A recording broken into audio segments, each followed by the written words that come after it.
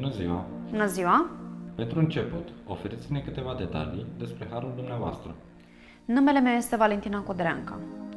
Binecuvântarea darului de a face bine o am de la Bunul Dumnezeu, iar puterile și descântecele le-am moștenit de la bunica mea, încă din copilărie.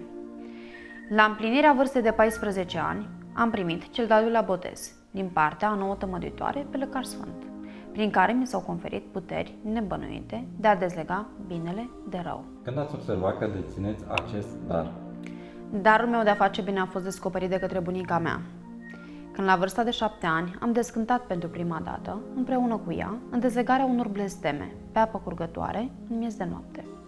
Spuneți-ne, vă rog, toate persoanele care apelează la dumneavoastră au farmece? Evident, nu toți cei care apelează la mine au farmece. Unii au o soartă predestinată, dar liberul arbitru, care de asemenea ne-a fost încredințat încă de la naștere, poate să-i ajute să o schimbe în mai bine.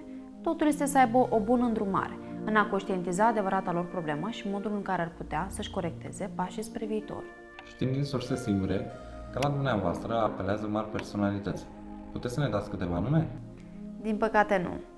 Deontologia profesională mă împiedică să fac acest lucru. Orice persoanată din înalta societate, cât și oameni de rând, sunt tratați în mod egal, beneficiind de o totală confidențialitate. Spuneți-ne, vă rog, cum vă dați seama că persoanele care apelează la dumneavoastră au farmece?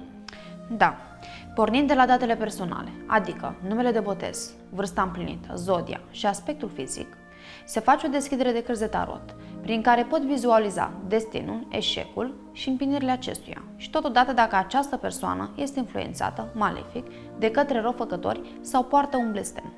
Dacă acele persoane au farmece, cum îi puteți ajuta?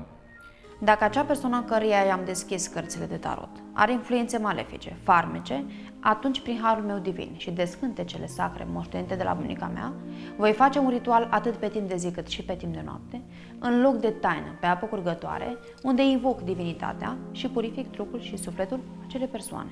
În urma dezlegării, cum se pot apăra aceștia? În momentul finalizării cu succes al acestui ritual se oferă anumite obiecte protectoare, adică talisman, amulete, bani de argint, năvalnic și apă descântată. Prin aceste obiecte primesc protecția divină și indiferent cine va dori să le mai facă farmece, acestea nu vor mai avea efect.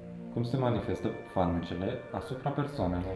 În momentul în care s-a făcut farmece asupra unei persoane, aceasta devine fără putere fizică, are anumite stări depresive, stări de greață, amețeli, dureri inexplicabile, eșecuri în dragoste sau în afaceri, neajunsuri, dezbinări, certuri cu cei apropiați, devin dependenți de vicii, își pierd încrederea de sine, au vise inexplicabile, aud unele zgomote prin casă, unii nu se pot căsători și multe altele.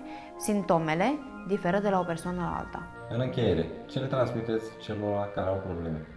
Le doresc să aibă încredere în sine și în cei apropiați, dragoste, liniște, să-și păstreze nealterată încrederea în Dumnezeu, să-și deschidă sufletul și să apeleze pentru a li se rezolva toate problemele.